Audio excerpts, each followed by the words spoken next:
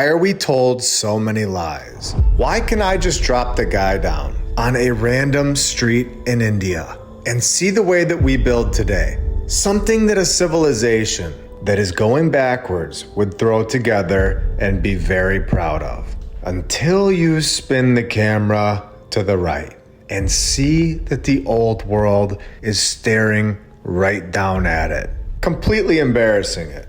A palace from the past. The previous civilization didn't just build one.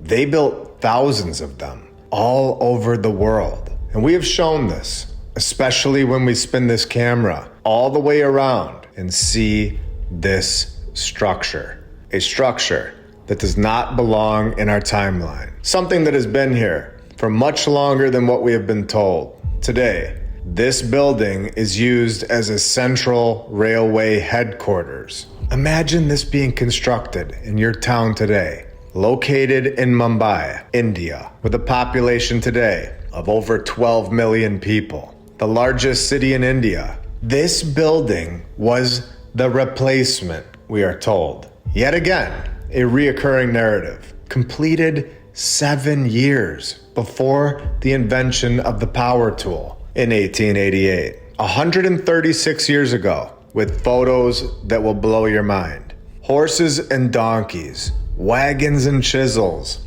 living in sheds, and building palace train stations. Are we sure? Well, let's keep going. Pinned to this group again. All over the world, they just take care of our favorite locations. It's very nice of them. I find it very interesting that they are interested in the exact same research, the same structures that we are. Coincidence? An interesting note here is that this is located in India. Do you find it odd that there are individuals on the side of this building in stone that do not resemble the people of India today? They can make up a story all they want, saying that one of them was a wealthy Hindu businessman. But I think it's very obvious at this point that these people were of importance to the past. A past that was further back than what we are being told. Are you still on the fence that the truth isn't being told to us? I'll go deeper. In the 1950s, authorities had begun to remove statues of the British figures. British figures or the people that didn't fit in with the region? You tell me. The old world. Removing the figures from the government buildings and public spaces based on a directive from the government of India. Most of the statues, not all the statues, but most of them, were sent to Victoria Gardens, where they were left lying in the grass, in the open, for 30 years. A right to information report was filed, but had no records of the missing statues being exported out of India. Of course it didn't. There were no records. Historians now believe that the statue or statues were smuggled out, sold by politicians, or destroyed. Destroying statues of the past. Now, do you think anything is off? Or are you still believing the mainstream story? Do you think that it's odd that all the statues that resemble the individuals on the wall were all removed and destroyed? Let me know in the comments below. The ones on the wall couldn't just be removed. They are on the wall. So they were forced to make up a story about those. But we all know that these individuals depict the past, the previous civilization. They were not from our timeline, in my opinion. And this is what they're hiding in the 1950s. Our true history, our true past. It's incredible. Destroying all of the old world's work, their statues, leaving some of them in the grass for 30 years. This information was hiding right in front of our faces for so many years. And now that you've seen it, you will never unsee it. And you will be able to connect the dots faster and faster, especially when we see that the supposed architect that they pinned to this building was Frederick William Stevens, an employee of the British government, a man pinned as the guy. Born in 1847, Frederick William Stevens started building his first project, the Royal Alfred Sailor's Home, in 1872. He was only 25 years old. It was a small house where the sailors could rest after sailing the sea. Oh wait, no? It wasn't? No, of course it wasn't. The 25-year-old is pinned to this, a palace, the Royal Alfred Sailor's Home. 25 years old. In the year 1872, a British government employee with no experience. This was his first project, completed in just 4 years. We are told, with the chunky stone facade, detailing having architectural sculpture in Bath stone, all done by Richard and his son, the Mason. And now we're even getting this same sun nod over in India. It's all over the world. This narrative repeats itself. We have obviously found a character that was used as the front guy for old world palaces. This building still stands on this site today. We can zoom in on the front of this thing at the top. We have old world technology, in my opinion, with Neptune in the middle, mermaids, sea lions, and the rest. Like we have shown, these depictions of the past are all over these buildings. They were depicting what they knew about the world and putting it in stone. I believe that the creatures depicted, they were here, and they may still be here. And would you like to go inside and see what kind of things that they've destroyed in the inside of this place? Or are they hiding it from you? Unfortunately, it is not possible for non-official visitors to go inside this high security building now, if you can believe it. Again, hiding our true past, built by a 25-year-old, we're told. Nothing against 25-year-olds, again. But 1870s, 25 years old, knocking out a palace? Anybody? And we can't enter the building today, destroying statues of the past. The building was acquired by the government of India in 1928 and making this sailor's home the police headquarters in 1982. Do you find this odd? Even the historians are confused here, saying it looks more like a luxurious hotel with large airy rooms and bathrooms. And then we get a great photo of Donkeys Incorporated, the incredible shipping company that helped bring the stone to the site. Frederick William Stevens, a man pinned to the old world buildings. I believe that everybody should be on the same page at this point.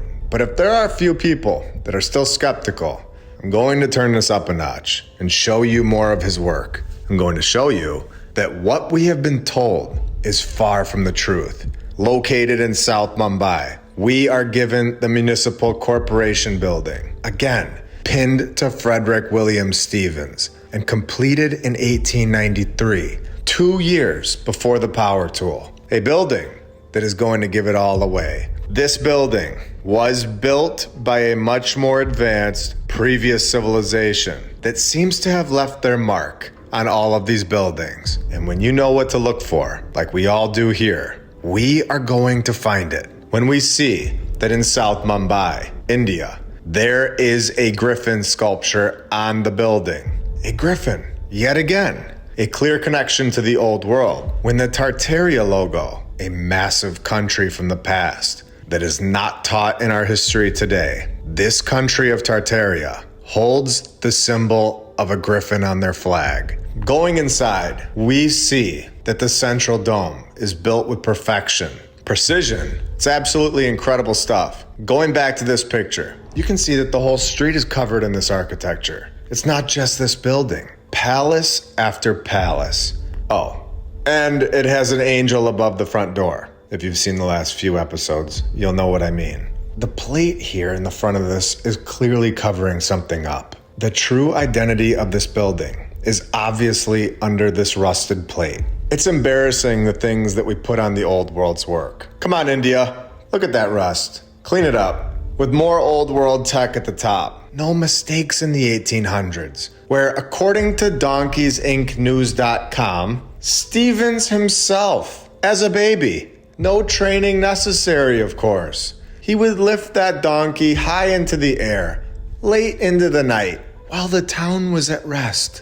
Baby Stevens would saddle up that donkey, climb on that donkey's back, and chisel all of that stone up there at the top perfectly. And we're just getting started today. Mr. Frederick William Stevens, Mumbai, we are not done yet. Welcome to episode 94 of my lunch break. I hope you're all having a great day. And if you're new, welcome. And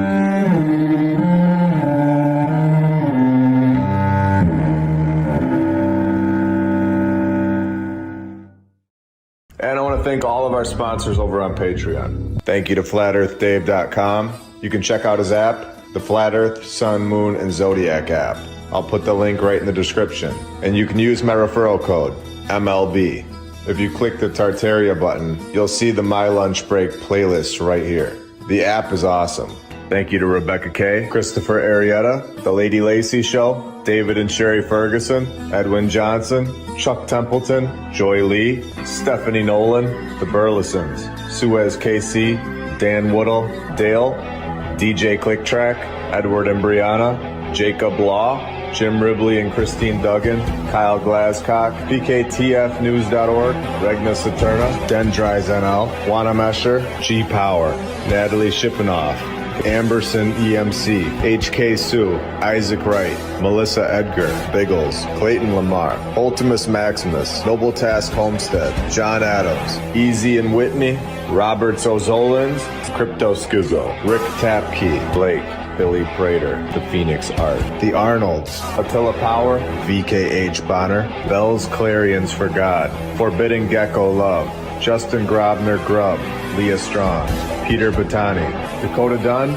Eric Martinez, Ivan Apoctoli, Jim Bro, Edwin Rice, Helmut, Charles Kruger, EggardT-shirts.com, Meta, Jason Hochberg, Marie C, ValleyMedicinals.com, Kyle Logan, Alina and Chris the IT Guy, Ron Mower, David and Irene, Michael Dingyu, Patriot Armory, Tom O'Hara, Wayne T, Michael D. Connor, William Royal, C3SCOB, Ancient Tallow, Jeffrey Temple, SonyaDane.com, James Alt, Bucksui, Jason Prest, Suki Warrior, We the People, Miggs, Miss Rex's Murphy, Mark Chapman, Muji and DeClan, Ariana Oates, Jenica Joyce, Nathan Burba, Ski, Codrenth, The Sovereign, Beacon of Truth, Dax, Liberty's Arborist, Thomas Thorpe Peterson, Zinger Coffee and Tea, Natasha C, K Moore, DevlinMcGregor.com, Don Gaston, Frizz Tickle,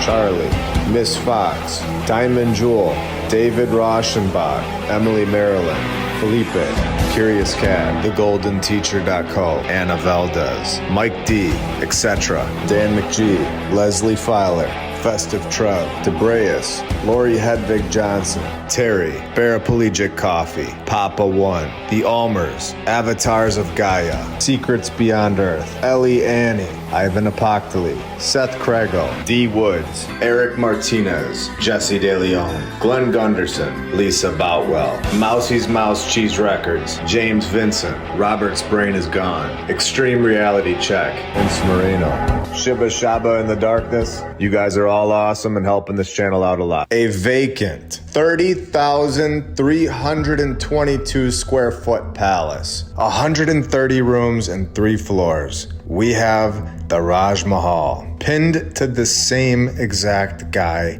yet again. And this place has just been ruined. Our civilization found this building and clearly have no idea how to maintain their structures, letting it just deteriorate and using it until it looks the way we see it today, a total mess, and then abandoning it. And we all know what happens next. Destruction. And then wiping it from our timeline. So this has happened so many times and we know this. So it's time to expose the narrative and get everybody on board here. I'm going to show you something that should blow your mind. Here we go. We have the Gateway of India, an arch monument located on the waterfront of Mumbai, India. We are told that the foundation stone was laid in March of 1913 and completed in 1924. The problem is that there's a massive issue with this claim. We have a photo of this structure from 1911, predating the foundation stone by 2 years. So what's their excuse for this photo? Because it better be a good one. The Gateway of India was built to commemorate the arrival of George V on December 2nd, 1911. However, they only got to see a cardboard model of the monument. They are saying that this right here was a cardboard model. Does this look like a cardboard model to you?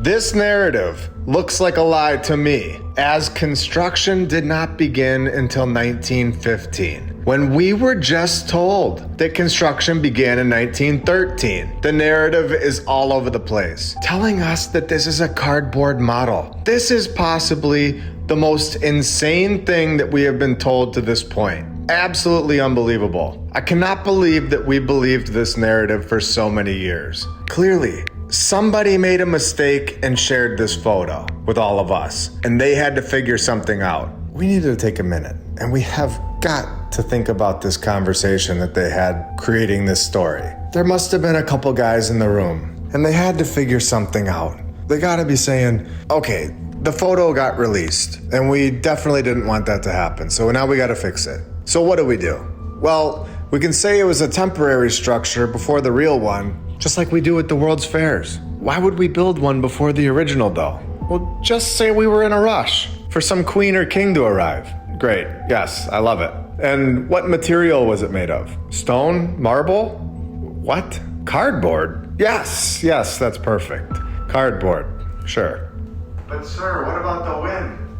Shut your mouth. There was no wind that day, of course. The people will love this story for years to come. The Cardboard Palace. Amazing. This is a mess. Construction did not begin until 1915. And literally, right next to that, construction started March 31st, 1913. Unbelievable. The Cardboard Palace. Can you believe it? What were we doing believing this nonsense for so many years? Who's the architect? Here, George Whitted. This is how we unlock so many old world structures, because they used the exact same character and pinned that character to the rest of the palaces. Whitted designed some of Mumbai's best known landmarks, and they've changed the name obviously, where this first one was formerly named the Prince of Wales Museum of Western India. Now it's named this, the CSMVS. Right. And here it is, another palace, of course. And we knew that this was going to happen because we are correct. If we were wrong, these patterns wouldn't exist. We would have been proven wrong like a year ago. But the fact that it works all over the world, it proves that we are correct. They have renamed everything in this city, just like we just showed. They've even renamed the city, which used to be named Bombay. We know that they changed the names of these palaces, attempting to throw us off while researching, in hopes that one would stop researching, because it becomes too confusing. Well, that's not gonna happen, because now that we know its true name, we will find even more information of the city of Bombay. Dirt roads and palaces in the background, horses and wagons. It's incredible stuff.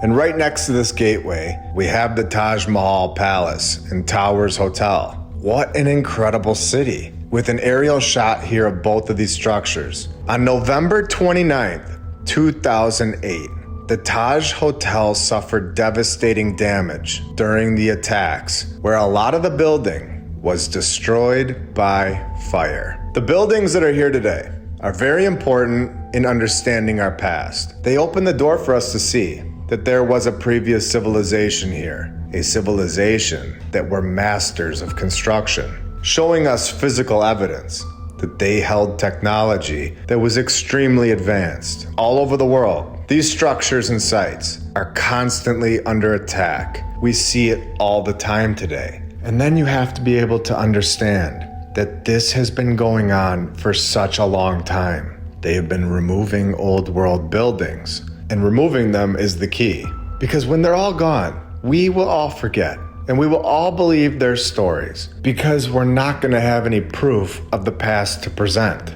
Now, going back to Whitted, I want to show the rest of his buildings, the Institute of Science, knowing that it was called Bombay. You can then find these photos. When you type in Mumbai, this photo would never show up. You have Donkey's Ink right out front, enjoying the day. It's incredible what Bombay opens up for us. I could look at these pictures all day. Just a totally different world. These people were probably so confused. going home to their sheds, going to the bathroom in the yard, dirt roads, and parking their horses outside of palaces in the town. This guy over here is waving to his friend, heading over to palace number 8 for his monthly game of pick up sticks. What else are we told that Whittet designed? The Small Causes Court. Here's an older photo of it, and here it is today. Looking nice and run down. Great job, Mumbai. Then we get the Wadia Maternity Hospital, your average palace hospital, the Bombay House. When in 2011, a major fire broke out in the Bombay House.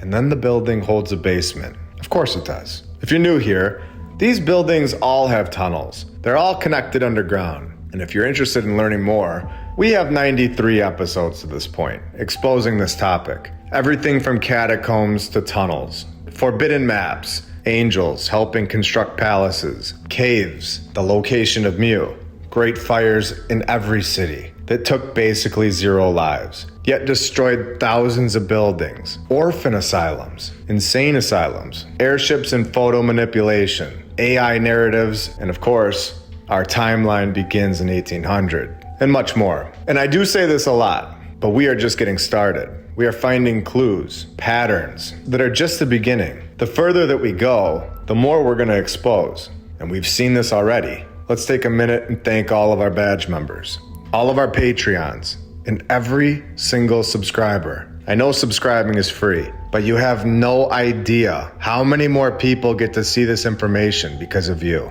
I'm very thankful for all of your support, and thank you to everybody who likes the videos. Now, the last 2 buildings that they mentioned were the King Edward Memorial Hospital and the Grand Hotel.